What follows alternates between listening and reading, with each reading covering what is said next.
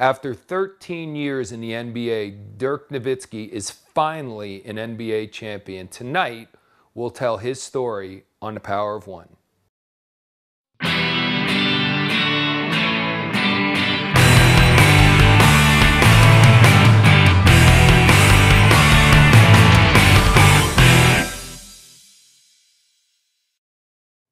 Well, this has been a very amazing NBA season, one of the most exciting ones in a long, long time. And I know some of you guys aren't into sports, but work with me anyway, because this is a pretty compelling story.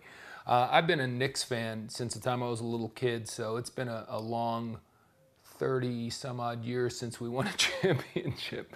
So now that I live in Dallas, I've sort of adopted the Mavericks as my second favorite team, and I really have rooted for them, and we go to a lot of the games, and my kids are fans. So I've watched Dirk pretty much his whole career and really have enjoyed seeing what a professional he is, how hard he works. And it's amazing how many of the experts were saying he's soft, you know what I mean? He's not a true leader, you know, he doesn't have a winning spirit and all that kind of silly stuff that's gone on over his career. But that's just the way life is. Just as a side note, life rewards you for victories. You know, it doesn't reward you for trying hard or for being a good guy. So since Dirk had never won the championship, they were saying he was out. But let's go back. Before the season started, I think everyone, a lot of people know that LeBron James left his native Cleveland team, the Cleveland Cavs, where he spent all of his career, and decided that he wasn't getting it done in Cleveland, he wasn't winning championships, and he wanted to win championships, and you have to admire him for that. So he decided to go down and, now the famous quote, take his talents to South Beach to work and play with Dwayne Wade and Chris Bosh, who are also free agents. So they all got together and said, we're going to play together. Now, a lot of people, including me, thought that was kind of weak in the regard that, oh, so we're just going to pick all the all-stars for one team? I mean, come on. It's almost like,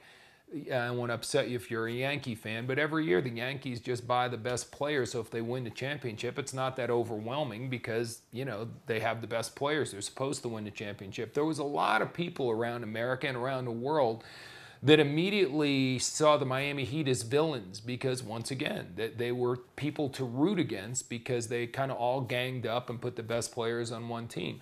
I will say, as a side note, one thing that a lot of people omitted is all three of those players ended up playing for less money than they could have gotten if they went somewhere else.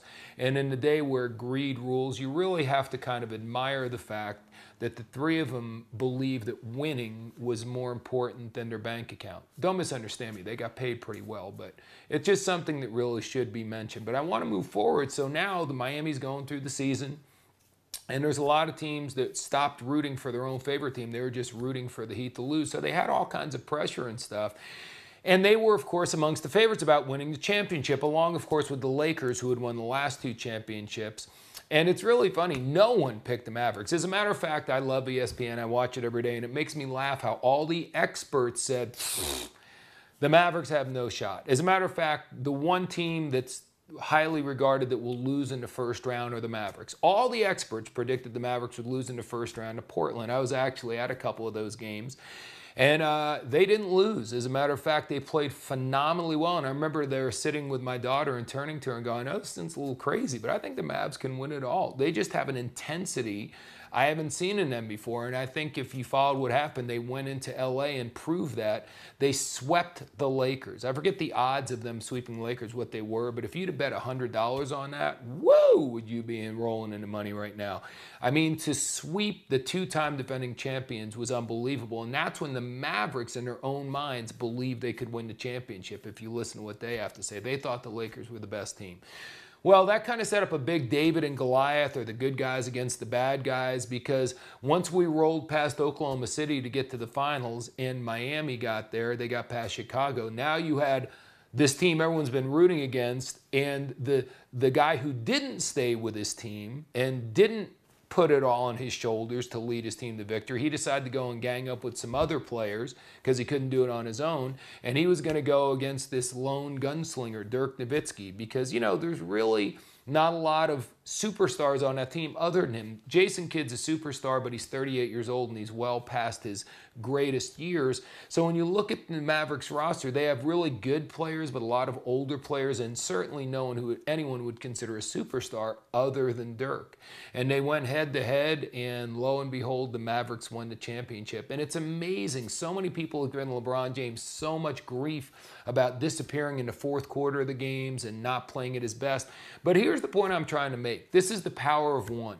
So we had the power of three against the power of one, and certainly in most cases, three great players are going to beat one great player. But here's what I want you to understand.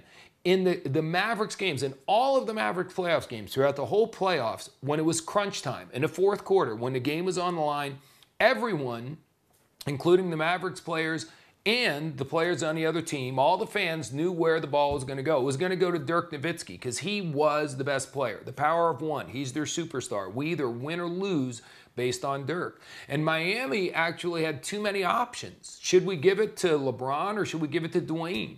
You know what I mean? It's like they're both so good that no one could really tell. And if one player was in rhythm, the other player was clearly out of rhythm. It's going to be interesting to see how they do moving forward if they figure out how to fix that problem. There's such great players, you'd like to think they'll figure it out. But this year, they didn't figure it out. This year, the power of one was greater than the power of three. And I just want to share that with you. Don't feel because you're on your own, you can't win. Don't look at other companies that have superstar lineups and go, man, I feel sorry for myself. I'm in victim mode because, man, look at how great they are. Could Dirk have done that? Could he have looked and said, man, they have three superstars and they're all a lot younger than I am? And, you know, geez, he could have talked himself out of it. He believed in himself. He had a vision. He wasn't focused on them. He was focused on himself. He was focused on what he could do.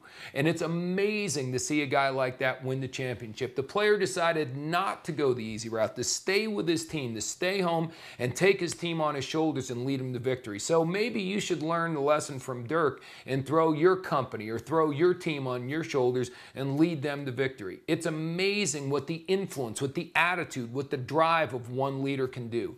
Now everyone is saying that Dirk is an amazing winner, probably one of the best NBA players in the history of the game.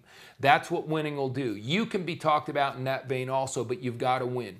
Take your company, take your challenge, put it on your shoulders, put your head down, and win. You'll be amazed at what people will be saying about you. Your attitude can be infectious, and that's tonight's lesson on the power of one.